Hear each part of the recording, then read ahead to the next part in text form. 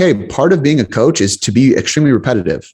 If your client needs to go through a reverse diet and they need you to talk them off that ledge, or they need you to remind them that, hey, we don't need to adjust anything because you're killing it right now. Things are working great. Look at the trend of weight. Like, we're crushing it. Why would we fix something that's not broken? If you need to repeat that every single week, then do it. That's your job. You're a coach. You're there to support them, make them feel empowered and better and get results. Hey, Cody, how are you? I'm so excited to have you on the podcast and have a chat with you about all things training, coaching, especially with someone like you that have been in the fitness industry for quite a few years. But I will let you to talk to us a little bit about your story, what led you to be where you are now, why you do what you do. Tell us a little bit about you. Yeah. Thank you so much for having me on and for being patient with getting me on and just supporting me and supporting the work I do. I appreciate it a ton. My story in a nutshell, let's see. So I grew up, I'm born and raised in Washington State in the United States, obviously. And I was always kind of like, it's funny. I always say I was like the black sheep of my family. I was never the in shape one. I was actually the chubbiest for sure. I grew up a little bit overweight, and my brother parents were all very lean, athletic, mainly soccer and karate, taekwondo, martial arts.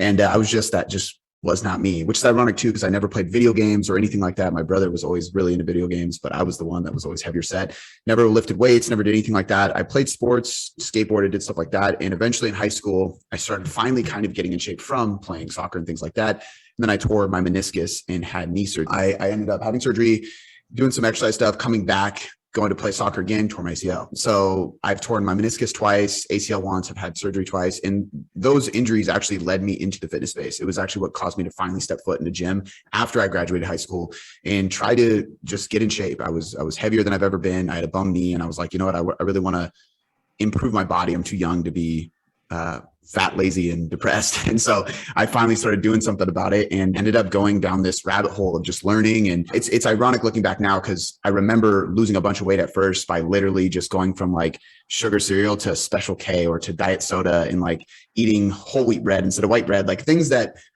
are like fake healthy packaged foods, but like they put me in a caloric deficit compared to where I was. And I ended up losing weight because of it. And then I ended up meeting somebody in the gym who had been in the industry a long time at my college. And he was actually somebody who knew a bunch of people in the industry. And I linked up with him, changed my degrees, went to his classes instead. And he ended up introducing me to all kinds of people in the space. His name was Tim Fagan. He is old school strength coach, but he knew people like Gray Cook, Charlie Weingroff, Luca Hocevar, who he eventually introduced me to, Dan John, Michael Boyle, like endless list of just legendary strength coaches. And I ended up tagging along with him a bunch, ended up interning with Luca Hocevar at Vigor Ground Fitness and Performance. After that, got a job, trained people for 6.5 years in person every day of the week. And I always had a passion for nutrition because I did a bodybuilding competition and I saw what it did to my physique. You know, my training didn't change, but I finally understood and I used a meal plan. And then I afterwards figured out what macros were. And funny enough, small world, I actually went down this nutrition rabbit hole after my show, gained a bunch of weight. And that was right when like metabolic damage and reverse dieting back in like 2012, I think, was first being discussed with it all. And you're affiliated with him now, but I remember Lane was filming videos, like just sitting in a lawn chair by his pool. And like, it was just him talking to the camera. And I just started devouring. I even emailed him way back asking if I could fly out there and intern with him. He didn't even respond, which I wouldn't expect back then. I was just a kid trying to tag along and learn from people. And I just went down this rabbit hole of nutrition, ended up going through multiple certifications, learning a bunch. And eventually, after training for 6 years, giving me certs, my girlfriend at the time got pregnant. And that was when I was like, you know what, it's up to me now to put up or shut up. And I decided to quit my job. I gave up all my clients and I stepped into the online space, just completely nothing with me. And I went all in on it and built my company at the time, Boom Boom Performance, which was nicknamed after me. And I later renamed Tailored Coaching Method, which is where we are today. And so to kind of bring that all back to where we are today, now I own a 5,000 square foot facility. Half of it is gym space. Half of it is office, podcast room, media studio, stuff like that for content production, which has always been a huge passion of mine, is just creating free educational content for people. And we have a team. There's myself and 9 other coaches. We have a dietitian on staff, strength and conditioning specialist, PhD researcher, Dr. Brandon Roberts, who's our chief science officer, content producer.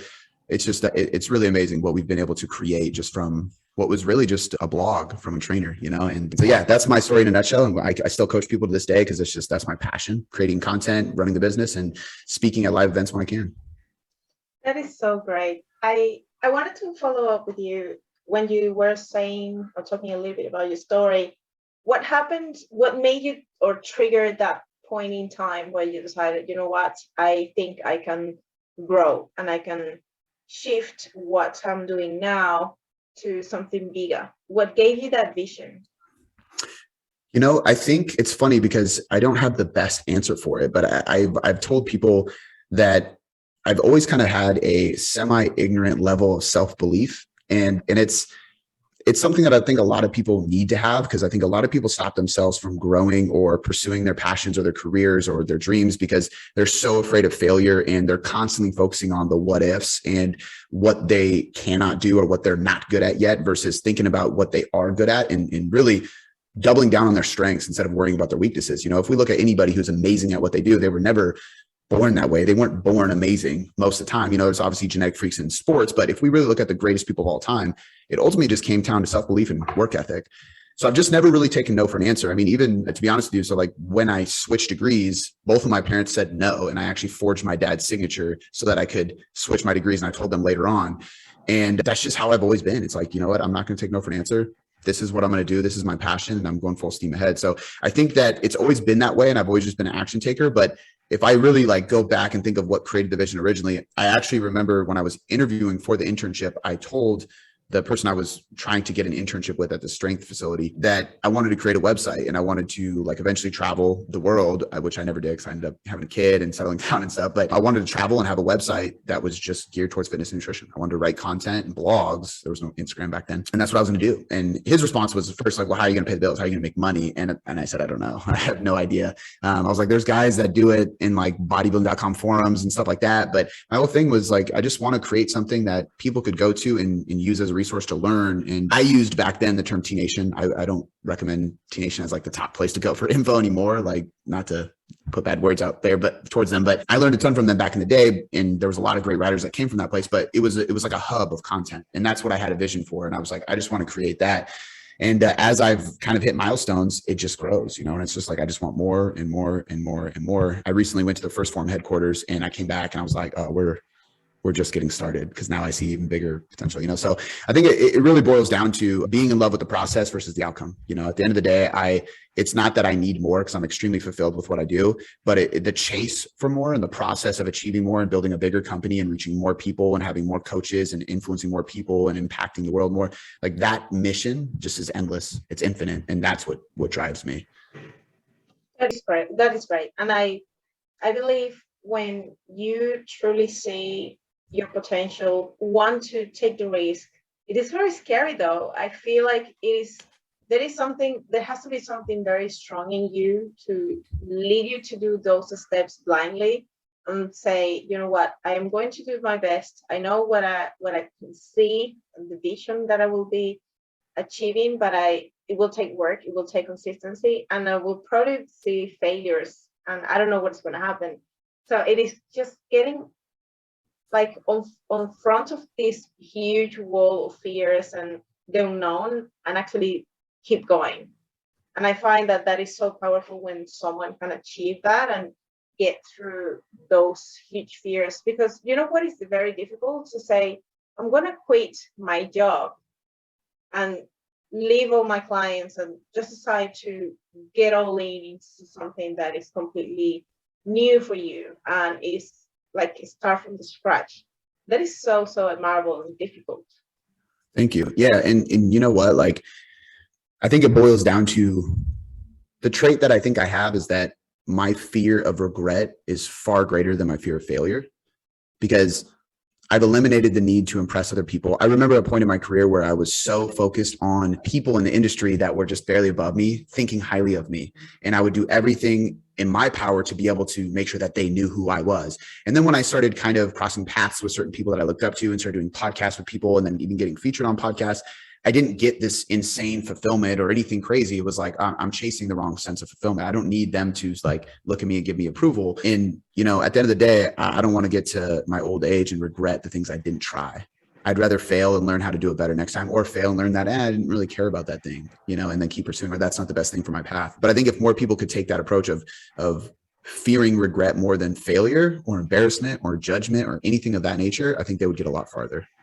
I agree totally. Now let's get moving to some questions that I have for you that probably are going to come from the heart of coaching, and that is something I know you can do really well. So what do you find is one of the most challenging things you have encountered when it comes to coaching overall? Anyone that just comes to you as asking for coaching, what are some of the barriers you tend to find the most common across all the clients you have worked with that are just making coaching perhaps harder or coaching that person very difficult? And how do you come across with certain strategies to actually get that person to the other side? And I could think of a lot of different things over the course of my career. I think that I've been doing this for over a decade now. And towards the beginning of my career, I would say that the hardest thing was probably buy-in. And then I feel like I really mastered an ability to create buy-in from an individual, whether that was from once we started the process or even through my content in what I put out there creates buy-in before we even get started. So when you come to work with me, you already trust me. Then the next part was educating the client, right? And it was like, okay, now I'm trying to use advanced strategies for average people. How do I do this? Because, when I first started nutrition coaching and really focusing on teaching people how to use macros, there was very few people outside of the bodybuilding community that did it because and I love Precision Nutrition and I'm PN certified 1 and 2. I have a good relationship with them. They send me podcast guests all the time. But when they were the main certification, most people took what they learned from PN or saw PN posting as the handful approach and was like, that's the only approach for Gen Pop, right? So then it became this thing of what I was doing was too advanced, stressful, overwhelming. But the reality is teaching people flexible dieting and how to use macronutrients was actually really empowering because it gave them control, right? So there was this learning curve of trying to figure out how to educate average people about more quote unquote advanced strategies, which you and I know both know that flexible dieting isn't necessarily an advanced strategy, but at the time it was. And for some people who don't know this world, it is. So that became a really big thing. And then it was a matter of the hurdle of inaccuracy, right? And as you know, I want to say there's research studies that show people can be inaccurate up to 50%. So then it was a combination of teaching accuracy within tracking and creating an honest relationship, and being able to call somebody out and say hey, I don't think you're lying to me, but I don't think what you're reporting on your dietary log is accurate. And there's a difference there. And I think a lot of people will post memes and say things like, oh, your client's just lying to you. That's not what their intake is. Well, that's what they think it is. So you have to educate them so that they can understand what it is, because they're not blatantly trying to lie to you. They're paying you. Why would they pay you and then lie about what they're doing and not get results? So assuming they're just lying is a cop-out. So it's building a trusting relationship. So it kind of went from how do I develop buy-in to get them in here? Then how do I actually educate them on these more advanced strategies? Then how do I build trust, a trusting environment, and make sure that they're honest with their measurements, even when they don't realize they're not being accurate with it. So I think it's shifted a lot. And, I would say the hardest thing now that I would run into if I had to keep going down that evolution is probably work ethic. And I think that in today's world, not to get philosophical, but there's a lot of convenience, and this has been something that's been building over the last decade. I mean, from fast food and, it went from, there was a point in time where we had to drive, believe it or not, young listeners, you had to drive to a movie store to rent a movie, a VHS, and then it became a DVD. And then Redbox came out and you could drive a store and do a vending machine, and then Netflix, and now it's it goes from one thing to the next. And eventually we're just going to close our eyes and watch a movie in our head. And it's going to be you don't got to do anything. Hopefully it doesn't get there. But, as things have grown over time with convenience, it's been less required to work hard. The minimum wage has gone up. And there's nothing wrong with minimum wage going up. I'm happy for people that are able to make more money. But at the same time, it limits the drive for people to have to work hard to create something for themselves. The amount of entrepreneurs in the world is getting less and less and less. So the list kind of goes on, and, flexible dieting and if it fits your macros kind of fed into that. I think at the root of what flexible dieting is a really good thing.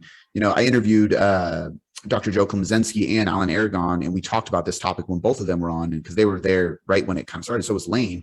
And flexible dieting was not meant to be something that was how do we squeeze McDonald's into our diet? It was meant to be oh, this person wants to eat a pear instead of a banana. Okay, cool. If it fits your macros, go for it, And it doesn't mean we can't have treats or some alcohol or whatever it is, because I absolutely do so as well.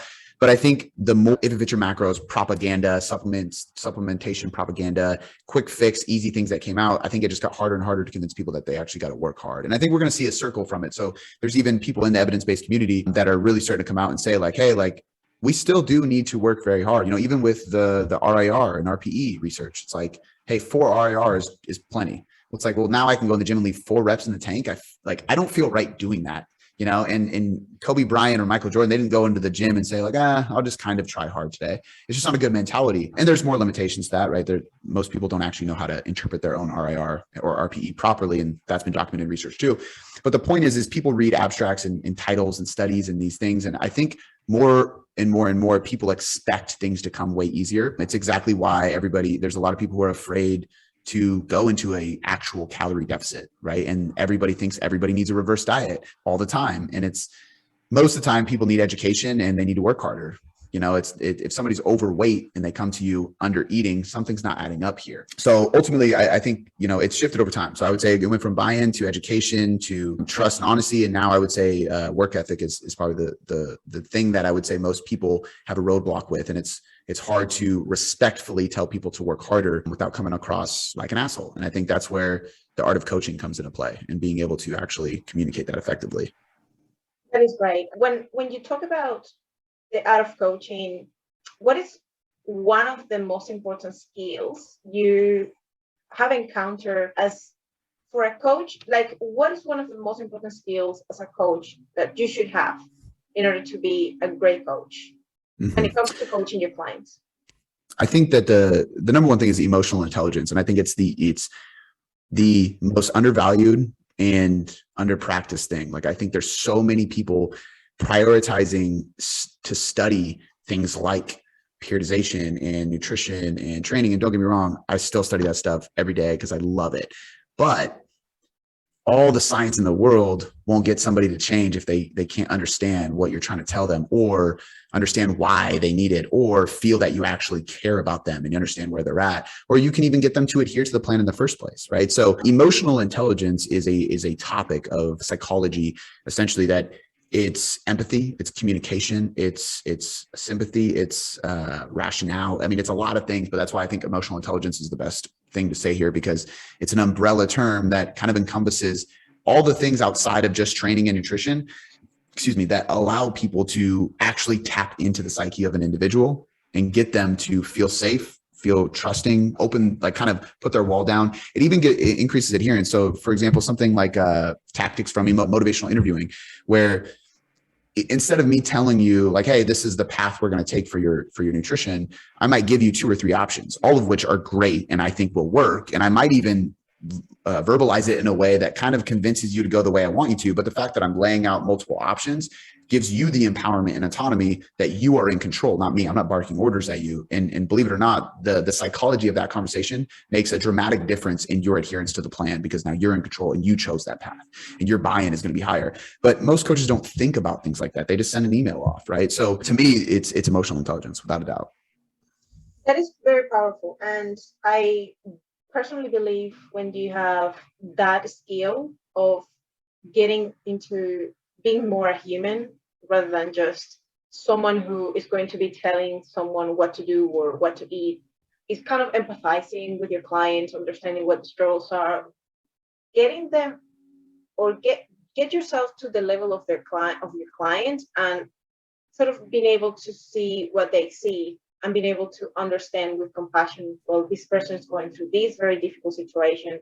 I understand what the barriers are, exploring what are some of the things that are stopping them from achieving their goals on their own. And that's why they're seeking your help. Mm-hmm. And building that rapport and building that relationship.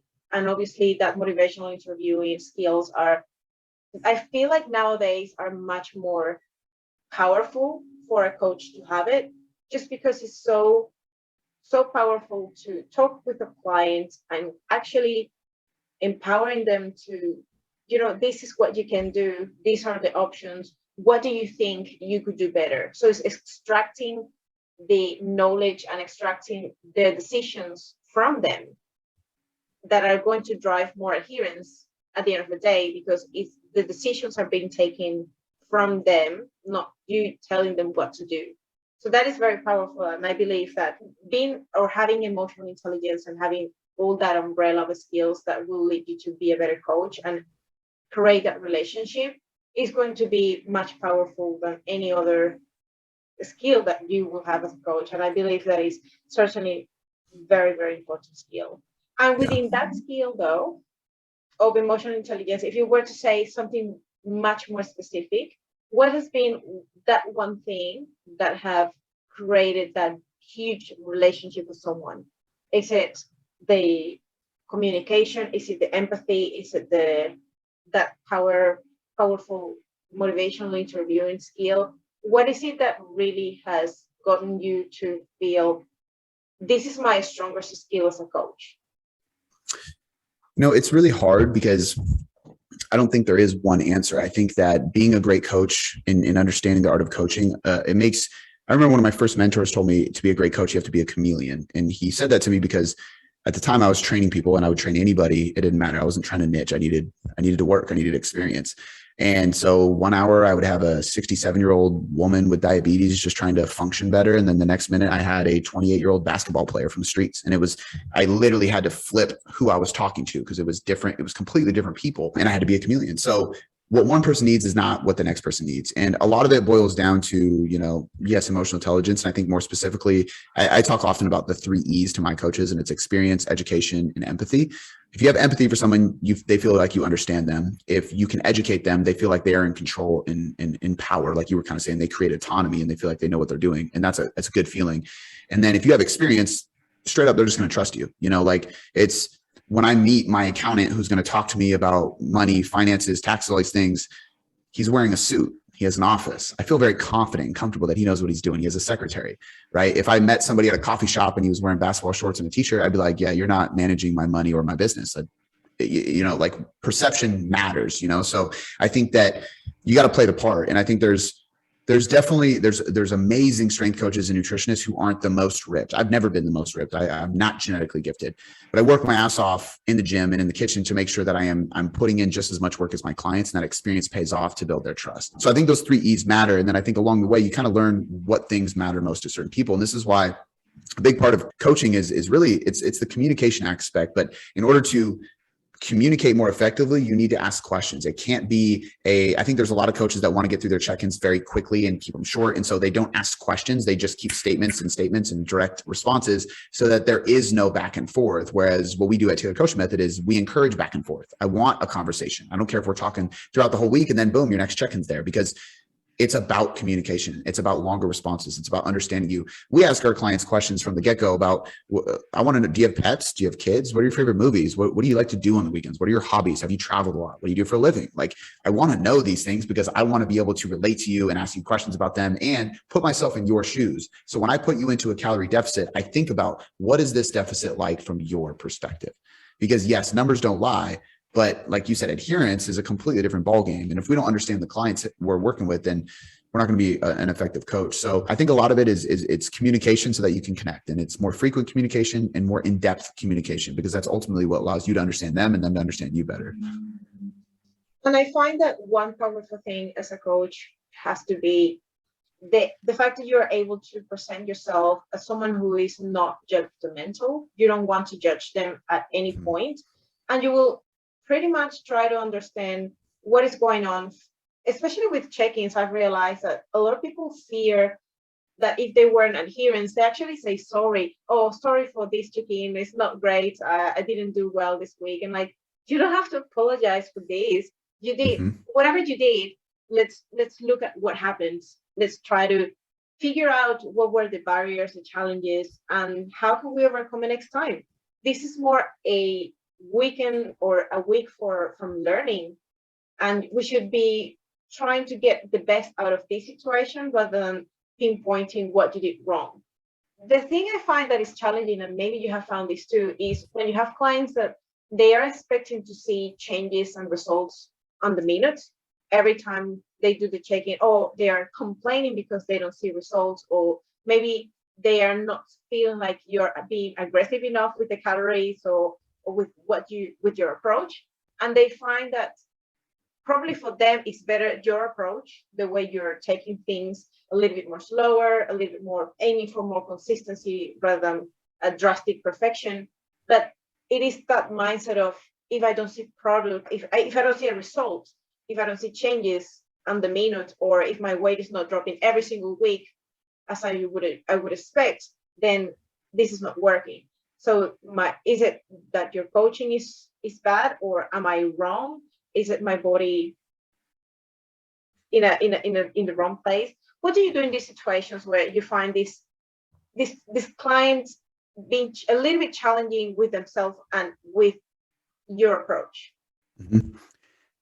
It comes down to, honestly, and this is literally, it never presents itself as a problem if you follow this kind of formula, if you will. On the front end, educate them on everything that is going to happen. Like we lay out what, why, how, when, how long, everything, because we want them to understand. We also lay out the fact that if they're not in a place to diet, we're not going to put them in a diet. So when we bring people on, we will be very upfront. And I'll say, I'm like, hey, this is not the best marketing or sales tactic, but you're hiring me for fat loss, and I'm just not ready to do that with you yet. Because I know for a fact, and I've seen this in the past, when people say no because they want fat loss and they go elsewhere, they end up coming back 3 to 6 months later wishing they would have stayed with us, because you need to go through this, we call it a primer phase. Like, you need to go through this phase first before you can actually go through a diet. And sometimes it's a quick phase, and it's just about building consistency, because I often say, like, I can't adjust an inconsistent diet. Right. And so, but other times somebody comes to us and they've been chronically dieting, they need to get their calories up. So maybe they do need a little bit of a recovery diet first. Right. So educating them on those kind of things so that the expectations of the client match and meet the expectations of the coach. And both of their expectations also match up and align with what the scientific research actually shows us, because that's the education we can use to back up our claims and show them that this is not just us making shit up. Like, this is legitimately how it works. And unless we follow the principles of science, we're not going to see any results. And I don't want you spinning your wheels. But then the other side of it is asking them questions as to why things aren't working. Because, as you know, the law of thermodynamics is the law of thermodynamics. So if somebody comes to me, unless they have some very rare abnormal hormonal issue, which even for people listening, we'll get this all the time. They're like, well, I have thyroid dysfunction, hypothyroidism, or I have PCOS. And okay, that's fine. Research shows that you might just need a slightly bigger deficit. You could still lose weight. It's just a speed bump in the road. So that's not something that derails our progress forever. We just got to tweak and play around it. But the point is like, oftentimes people will be upset. And if they're not sticking to, because there's two scenarios here. The one scenario, hey, I'm not losing weight fast enough. And I'm like, oh, well, you're actually dropping at 0.5 to 1% of total body weight per week. So we're actually perfect, because if we go any faster, you're not going to sustain it long term. You're more likely to lose muscle tissue. You're going to feel like shit. We're going to risk health. We said this at the beginning, and then it's just a reminder of like, hey, we're actually doing great. Look at the progress pictures, look at your measurements. And it's just reassuring them that like, hey, actually, we're doing really good. I know you're impatient. I am too. I want results like this, but things are going great. And then the other person is the person that they're not getting results, and they're upset at that. And so these are the people that you need to pose questions to. It's, have you been consistent with XYZ? Have you been measuring your food in this manner? Have you been tracking everything you have been? And if you've built that emotional intelligence, you've built that empathetic, trusting, open, conversation-based relationship with your client, they will be honest with you. And there's been plenty of times where I'll ask these questions and the answer is like, well, no, or like, I didn't track this part of my day on the weekend, or like, actually I went out and did this, or I think this is accurate. And I'm like, hey, at the end of the day, I can drop your calories lower, but you're already being inconsistent. So why would I do that? Let's get consistent with where we're at, and then we can lose weight on more calories, even though it wouldn't be technically. It's just that perception-wise it is. So I think it all kind of boils back down to the same principles of like really educating the client and building a trusting relationship so that you can ask those questions and they'll be honest with you, and you can actually pinpoint, hey, it's actually not the macronutrient prescription I gave you that's not working. It's your adherence to it, because you're mistracking here, you're not consistent here, whether you realize it or not. So let's fix those things instead of trying to just slash calories over and over again, which isn't sustainable. Big time, you say clients are expecting that every check-in they should have a change, and they should have a adjustment of calories, or like what's next?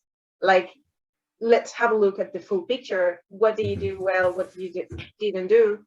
And if you're progressing well and you're responding well to these current targets, why change them? Why do you need to change them if you're responding well? Just because every week is a new week doesn't mean like every week should have a new change, even if you're responding well to those.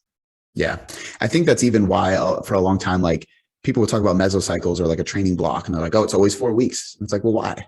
Well, because your monthly bill is every 4 weeks, and so because that's a typical membership. But what's wrong with a 3-week mesocycle or a 6-week mesocycle, right? It needs to be individualized to the person. But to your point, 100% agree. And I think there's two things I tend to do here. Like, number one, I personally tend to educate clients on these kind of things before they even happen, because I know they're going to happen. It's the same thing with reverse dieting. We know the typical responses people are going to give us or the things they're going to see. The more experience you get as a coach, the more you're going to be able to troubleshoot or resolve conversations with clients before they even happen, because you've seen it before, and everybody's the same. We're all humans, right? So for one, when I start a reverse diet, I'm going to say, hey, these are what the things we're going to expect. This is probably how you're going to feel. Now I'm building a lot of education and empowerment in them before we even get started. So talk about trusting your coach, basically like a psychic at that point, right? I'm telling them exactly what's going to happen and they believe it because it's true. And then what I often tell my coaches as well, and often a lot of coaches who reach out to me for guidance on Instagram or DM or email, I get questions all the time about like, how do you get your clients to stop asking you about this, right? And this could be to just accept that a little weight gain is normal on a reverse diet. It could be just water or whatever, or to always expect an adjustment on a weekly update. And sometimes I tell them like, hey, part of being a coach is to be extremely repetitive. If your client needs to go through a reverse diet and they need you to talk them off that ledge, or they need you to remind them that, hey, we don't need to adjust anything because you're killing it right now. Things are working great. Look at the trend of weight. Like, we're crushing it. Why would we fix something that's not broken? If you need to repeat that every single week, then do it. That's your job. You're a coach. You're there to support them, make them feel empowered and better and get results. So instead of getting frustrated at the client, which is a huge turnoff to the client, I'll repeat the same shit every single week if I need to. If that makes you feel better, then it is what it is. I totally agree. And I think that is I find that is one thing a lot of coaches need to understand and kind of think in the brain is, as a coach, you probably will get asked this question so many times. And rather than saying that, oh, this is so repetitive, actually look at it as the more you explain it, the better you get at explaining it better. And sometimes you even understand different ways that you can explain this to different people and different examples, or find analogies that will get to the person to understand that better. So I find that this is the way I see it. Like, if you have to repeat something 100 times, do it, but also try to explore how you're explaining things, and you maybe realize that, is there a way that you can explain it better, and find your own coaching skills to go to a better level. Yeah, I could not agree more. I think that goes back to the hard work stuff too. A lot of people are just getting lazy and they're not willing to do the work, communicate, spend more time, simplify things if they need to, over and over and over again, if that's what you got to do. But that's what a good coach does. I agree. Now, what are some of the situations that you have found that people might not be ready to diet or going into a fat loss phase? Or when do you think a fat loss phase might not be appropriate at that point in time? I think it's very, very dependent on the demographic you're working with, right? So there's times where we work with, I would consider a generalist. Like, if somebody was like, oh, what kind of client do you work with? I'm not going to say we work with 35 to 40-year-old women who have this and that and do this for a living. Like, we're not that niched, right? But there's, for example, some people, if they're more in the bodybuilding space, like, there's a lot of key indicators, like number one, you're too lean, right? Or like, your off season hasn't been long enough. You haven't got your menstrual cycle back. Like, there's a lot of things like that. I think in the Gen Pop space, I think that people they're more often afraid to put somebody in a deficit when it's not necessary to be afraid than the opposite. However, we still get those people, right? So for example, really what we're looking at is accuracy, biofeedback, and essentially stress, right, is the big thing. And I would say body fat levels or level of leanness, and you can throw in how long they were dieting the previous time, but that's ultimately going to influence those other factors, right? Because you could argue that one person went through a long deficit, and I don't like that, but they did a really aggressive reverse recovery diet. And so they got back to a normal physiological state faster than the other person who dieted for half as long, but took a way too long of a time reverse dieting, let's say. But it's kind of it's definitely a can of worms, and it's a mixed bag, because we still do get people who maybe they have been chronically dieting, but they do have a little bit more fat to lose and they want to lose it. However, they're a mom who works a job, does CrossFit 5 days a week, and has been following a low calorie paleo diet for way too long. So I immediately am like, okay, well, I want, more carbs in your diet. I want you to manage stress better. I maybe want you to not do so much CrossFit. I want you to get more sleep. Like, there's a lot of functional steps that we need to take. Now, does that mean you can't lose fat right now? I can't say for sure, because you're not bodybuilding stage lean. So that's one of the biggest indicators of poor hormonal health and not being able to diet and really severe metabolic adaptation, right? However, there's also some periods of time where there's clients like this who, from an adherence perspective alone, would not be able to follow a diet, and it would just be very unhealthy for them because they're in an extremely high state place of their life. So for people like that, we're going to pull them out. And again, it's just looking at like, how is their biofeedback? How is their progression in the gym? Where are their body fat levels? How stressed are they from a lifestyle, dietary, and training perspective?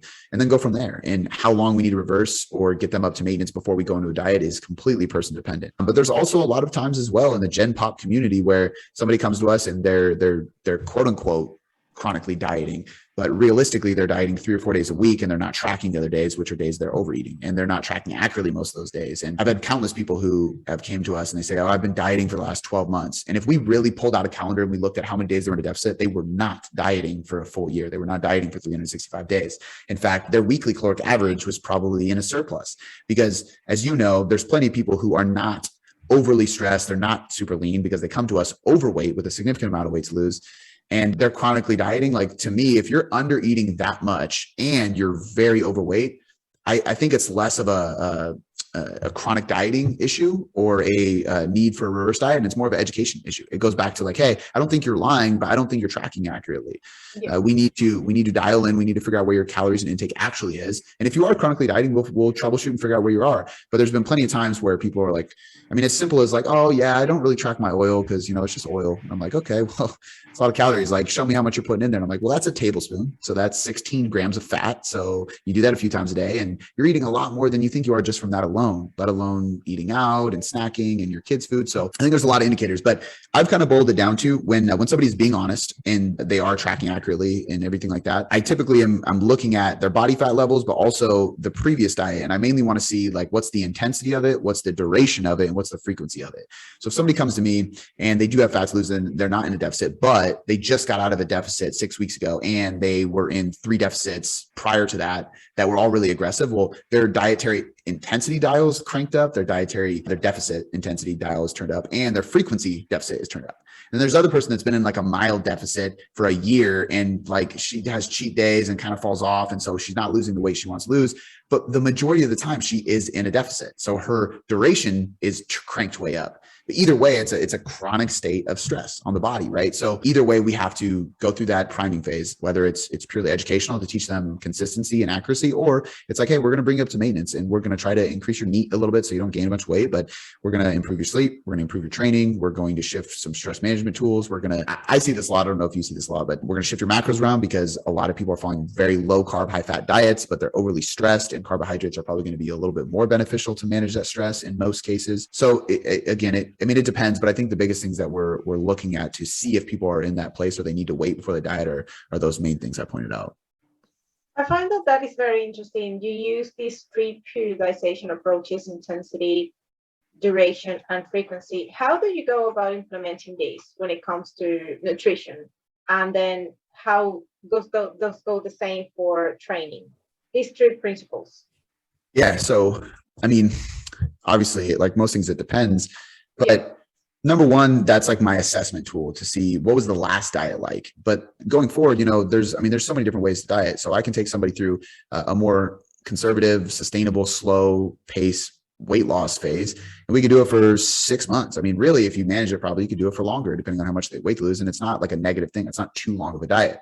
However, if I put somebody in a 35% deficit with no diet breaks for 6 to 8 months, that's probably a little too long and too aggressive, right? So it's understanding the client you're working with. Goes back to the art of coaching, right? And reading them and kind of interviewing them a little bit and asking them questions of like what they think they would adhere best to, what would match their lifestyle. For some people, the intensity side works well. The intensity side works really well for me. And it works well for me for a couple of reasons. Number one, I'm a very like all in, all out kind of guy. So I'm like, okay, we're going to go after it. Let's add cardio. Let's crank up the deficit. Let me just spend less weeks, but just like I'll get like tunnel vision and just go. And I can take an aggressive approach, but my lifestyle also condones it. And I would also add that I generally stay decently lean. So I'm not like approaching a 30-pound weight loss, right? It's different when you're like you kind of have to tap into that second gear to get really, really lean. But the aggressive approach works for me. However, I diet once a year, maybe. I don't diet for a super long time either. So the frequency is very low. The duration of the diet is pretty low and the intensity is way up. Somebody else, we might have a really long duration because they want to diet for 6 to 8 months, but the intensity is very low because we're going like slow and steady. And the frequency is pretty low too, because we're just going to do one diet since it takes up majority of the year, right? Then we have frequency. So the frequency is something I've used more as of late for somebody who's very committed. And I actually find it works really well. And I know some natural bodybuilders who do this as well. And you can learn a lot from the natural bodybuilding space with working with gym, like just applying it to gym pop.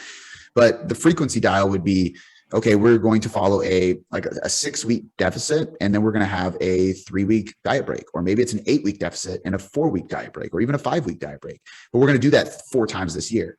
So we're going to, somebody whose main goal is fat loss, they want to maintain as much muscle and strength as possible and health, but they don't want to go through like a mass phase afterwards or anything like that. Well, cool. You have a full year with me to focus on this. We can do it the right way. This is probably going to be more sustainable after the year is done because we've taken so many diet breaks that were longer than just a week or two. There's not really any good research on taking diet breaks for longer than a few weeks at a time. I don't even know if there's much outside of 2 weeks at a time. Most diet break research is a couple days or 1 to 2 weeks. We did a podcast, a research review on this topic, but from what our chief science officer kind of filled me in on is most metabolic adaptations start to kick in at about 3 weeks. They see that. So we're probably not going to see any reversal of those symptoms, obviously, with a short diet break, which we know most of it is psychological at this point, maybe some performance and muscle glycogen replenishment. But maybe if we take a 4 to 6 week diet break, would we see some reversals in those metabolic adaptations? Or if we only dieted for 8 weeks or less, would we even get significant metabolic adaptation, negative side effects or impacts kicking in, even from a psychological effect, right? 8 weeks dieting is way easier than 16 weeks, obviously. So this approach obviously takes longer, but it's a frequency dial because we're going, all right, we're on, we're off, we're on, we're off, we're on, we're off. And we're doing that throughout the year. So all of these dials work. And the same thing applies to training. You can't follow a high frequency, high volume, high intensity training model. You will crush yourself. Your joints will be killing you. Your nervous system will be smashed. You're not going to be able to recover as fast as you're trying to apply stress, which means the adaptation, the stimulus to adaptation ratio is just going to be completely off. But you can follow a very high volume program. You just got to keep intensity down and maybe frequency moderate, right? You can crank up the intensity if you're a power lifter, but you got to create the volume down. That's why, yes, you can build muscle at any volume. So you can do a low volume program to build muscle, but I promise you, it's going to take you forever in the gym and you're going to probably beat up your joints because powerlifting is one of the highest injury risk in rated sports there is, period. And I love powerlifting, so it's nothing against it. It's just the fact is that when you power lift for years and years on end, you are very likely going to get joint issues, but that's a high intensity model. Just like bodybuilders, professional bodybuilders have more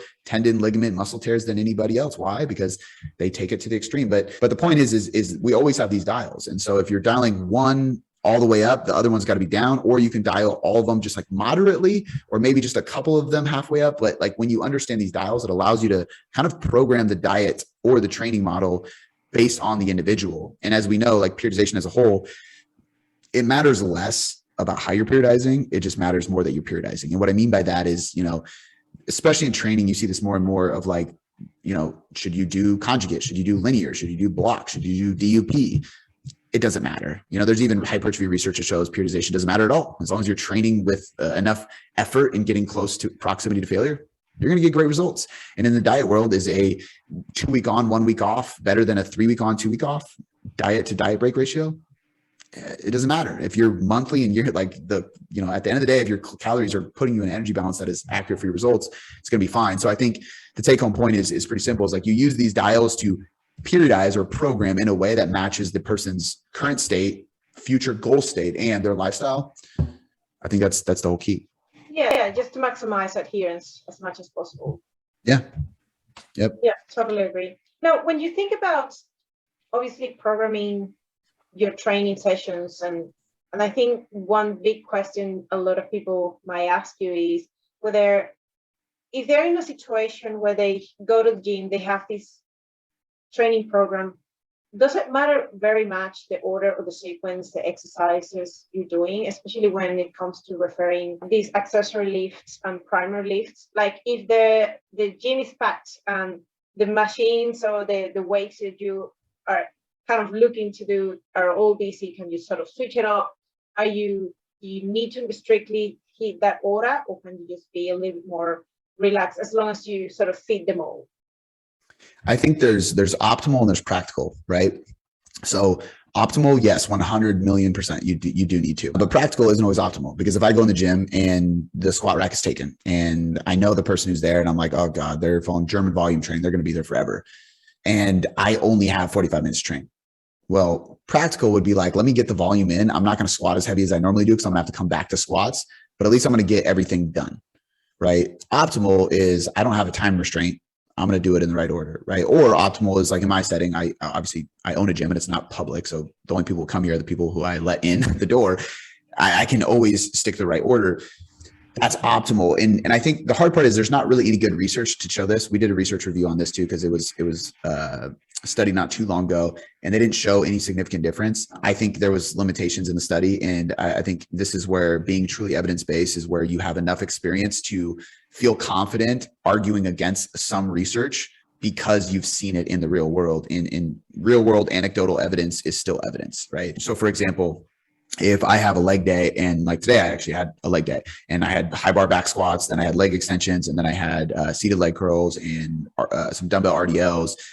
But if I would have came to squat rack and the squat rack was taken, so I went and did my leg extensions and came back, there is no way in hell I would have high bar close stance squatted as heavy as I would have if I did leg extensions first. And even if I got a more gnarly pump from doing the leg extensions first and I felt the burn more, my volume would have been lower. And there's enough research showing that volume is more important for muscle growth than the burn or a pump or time under tension.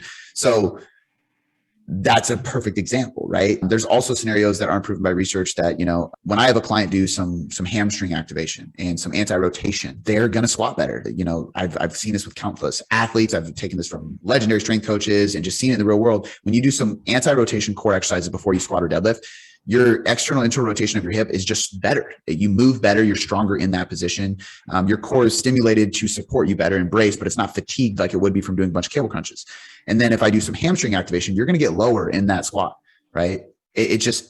Unless you've done it before, I can't explain it as well. But when you get a pump in your hamstrings from doing some like leg curls, some like banded stuff, anything that just kind of fires them, gets them loose, you will sit deeper and more comfortably into a squat. Now, if you did hamstring curls before a deadlift, your hamstrings might be overactive in a deadlift, which is why I wouldn't recommend it for that. So it's so dependent, and this would even transfer day to day because, for example, a lot of people don't know that your pecs are actually stimulated and somewhat active in a lat pull down. You wouldn't think that, but they are. And I would even say that your triceps can indirectly kind of get in the way when you're doing straight arm pull downs, right? And so you have to consciously be aware of that. But if I did push downs, like tricep push downs before I did straight arm pull downs, I wouldn't be getting my lats much because my triceps would be taking over, right? And if I did a bunch of chest and I was fatigued, or I did lat pull downs first before bench, I might see some crossover that negatively impacts my performance. So I think the sequencing of your programming actually is extremely important if you want to optimize volume and intensity. So if you want to do something, if you want to be able to perform at your absolute best on every single exercise and every single set, in order to accumulate the most volume possible in your session, 100%, you got to do it in the right order. And it's also important for injury prevention, right? Because I like doing those exercises before squat because it makes me squat safer and heavier. So now I'm getting best of both worlds. I would prefer to do squats before certain exercises or certain days because, and this is why I don't generally like full body training too much, is because if I do heavy squats or heavy anything, it might impact what I'm doing for my legs the next day, right? And this is why if you're going to do full body programming, you have to be very, very articulate with what follows what. Because if I'm doing full body and I'm just doing heavy compound lifts every day, I'm bound to hurt myself. Even if I was doing a heavy squat today, and let's say I have overactive spinal erectors and I'm doing a standing barbell overhead press tomorrow, my spinal erectors are going to be fired up and I'm not going to be able to stand and press overhead comfortably because I'm going to be like starting to hyperextend and my lower back is going to kill me, which also goes into a whole, rabbit hole of like Mike Israetel kind of popularized this. And I love the way he did this, but like the stimulus to fatigue ratio. And so understanding what exercises are best for you, because if my main goal is hypertrophy and I just want to build my delts, but my lower back limits my ability to lift heavy and isolate my delts when I'm doing overhead press, well, then I'm not going to do a barbell overhead press. I'm going to sit down and I'm going to do a seated press where I can sit with a support, or I'm going to do a machine where I can load it up heavy. So it depends on a lot of factors, but I think there's plenty of anecdotal evidence to show numerous cases as to why sequencing matters a lot. And this is probably also why a lot of people get hurt in CrossFit, is because they're throwing a barbell snatch in the middle of an hour-long workout. It's like, well, what do you expect? You're metabolically fatigued, So, rant over, but in general, I think, yeah, it matters quite a bit. Because that goes as well for accessory lifts. So let's say you prioritize your primary lifts, you get them done first because they're the most demanding, the ones that you want to put the most in them. But also, like when you think about the accessory lifts, do you want to sequencing them the same way, or you are a little bit more flexible with how you approach those? Definitely more flexible, but I do still think it matters because, for example, like the way I like to sequence things is, and this doesn't mean every program or every workout has to include all these factors, but if we look at energy systems, I would go from like a activation mobility phase into a priming phase, which is going to be an explosive power development phase. So if I'm doing any speed work, throws, sprints, jumps, snatch, anything, that would come first because I need to be explosive, which means my anaerobic energy system needs to be fully capable, but also they're the most technical lifts. So neurologically speaking, I can't be fatigued.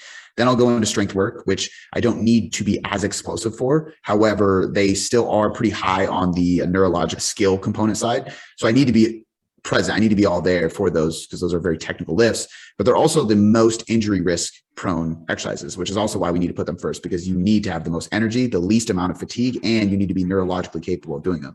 Then when we get into accessory work, it doesn't matter nearly as much because the injury risk is lower. The need to be explosive is lower typically. This is also why we would put metabolic work at the very end. So if we're doing metabolic work from a bodybuilding perspective, that might be metabolite accumulation training. So just super high reps or blood flow restriction, curls, stuff like that.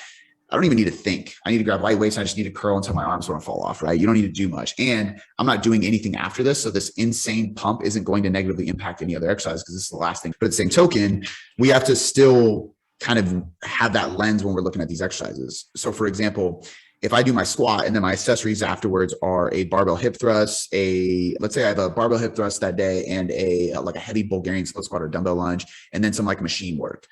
I'm definitely going to put the machine work after the fact because they have less skill component and they're more metabolically fatiguing. So I'm going to get an early pump. But if I absolutely had to switch them, I wouldn't probably get hurt doing a lunge if I had to do the leg extension, leg curl first. I just wouldn't be able to do it as heavy, right? So again, it goes back to optimal and practical. It's definitely more optimal to do your hip thrust after the squat because after squat, unless you're after this, but typically I would go to the hip hinge because the squat is quad dominant. And if I go from a squat right to a Bulgarian split squat, I'm going to see a negative impact on my performance on the Bulgarian split squat because my quads and my knee flexors are very fatigued. And there's good research to show supersets like leg curls and leg extensions, or bicep curls and tricep extensions, or bent rows and bench press. There is this like yin and yang, this antagonist superset fatigue management benefit. Essentially, like you're going to perform better because every time I do a curl, I go and do an extension that actually pulls blood flow away from my bicep and actually helps recovery. So I can go back to it and perform better on the next set. And this is why with superset literature, it's funny because some of it shows really bad because it's not opposite movements like that. And some of it's really good because it is opposite movements. So, but my point is if I did a hip thrust, now I'm bringing blood flow to my glutes, a little bit to my hamstrings. I'm doing a hip hinge, not much knee flexion. Then I go to a Bulgarian split squat. I might actually be a little bit more fresh and actually perform better, right? And I might not get as crazy of a burn or a pump, but again, we know that volume is more important than that feeling. So I do think it matters with accessory lifts. I love program design. So I'm very much so like an artist with it, to where like I write it a very, very specific way for a very specific reason. And I want it to be just executed exactly how it's written. But I think if you have this lens of like understanding fatigue management, injury risk, and energy systems, and then just always considering optimal versus practical, I think you can make the best judgment when necessary. But most of the time, we should try to keep it the same. You mentioned supersets, and I think it is one of my favorite things or my favorite approaches to personally get into training. What is your stance on utilizing supersets, and how do you actually program them in order to make them optimal? Yeah, I mean, a lot of it boils down to the same things I was thinking about, right? Like number one, we have to remember that like most research shows that there's not a huge benefit to supersets outside of saving time. Yeah. I also think that there's some things that can't be studied in research, like personality types.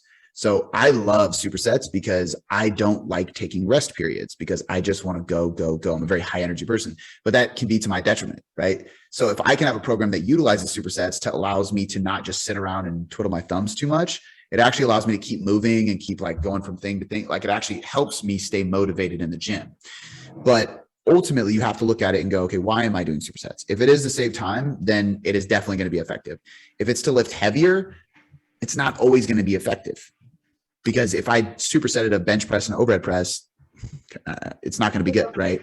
A squat and a deadlift, not going to be good. Anything with a deadlift, probably not going to be good. So there's certain exercises that it's just not the right one. Mostly compound lifts, with the exception of a overhead press and a pull up or a lat pull down and a bench press and a bent row or a T-bar row or something like that. Because it's that antagonist. It's a push and a pull. It doesn't work like that with the lower body.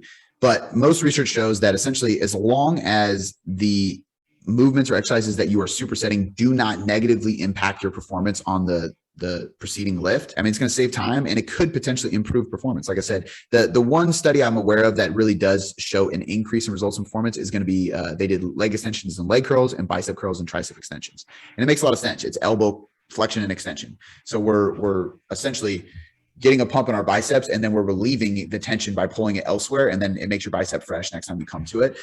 Same thing with the quads and hamstrings, but most other exercises, you're not going to see a huge benefit. You're actually going to probably see a detriment. So I think you have to be careful and just really pay attention to, like, what am I supersetting here to make sure that I'm not hindering my performance and saving. And at times, saving time is more important than performance, because if you only have so much time, it's more important to get a training session in, right? And there's also full body supersets that can be very effective as well. And you can do posterior, anterior. And that's what I would recommend there. And that would basically mean, like, I don't suggest doing a dumbbell RDL and a bent row or a seated row or a pull-up, because when you're overtaxing the posterior chain back to back like that, you can start to compensate and have lower back issues. Same thing with if you're doing too much stuff on the front side. But if you did an RDL and a dumbbell bench press or dumbbell floor press, that's a great superset, posterior, anterior, or a squat and a seated row, anterior, posterior. It's a good one. Yeah, I think. What about perhaps mixing or targeting the same muscle, but in the shortened and the lengthened position? So for example, I've seen a lot of combinations when you're doing glute work that you probably will mix a Bulgarian split squat with a hip thrust. So you kind of targeting the muscle in the shortened position, but then in the lengthened position as well. So what is your stance on these superset types? Yeah, I'm unaware of any research on it, but I do like it for isolation exercises. I think that there's certain ones that there's too much carryover for it to make sense. And there's certain ones that I think are great, right? Like, for example, like, and you could argue either way, right? Because, like, you could say, like, so like a chest fly and a chest press, that would be a very similar situation, right? And you could make argument for either way. Which direction do you want to stretch the muscle first, or do you want to contract the muscle first? Shorten it first, stretch it first. I like shortening it first and then stretching it personally, because I think it creates more tension when you go into the stretch position. And we know, like, stretching while applying resistance or load is helpful for hypertrophy. But some people can also argue that, like, you're definitely not going to bench press or do chest flies as heavy as you would if you just separated them, and volume is the most important thing. So I think this comes down to, when are you doing it?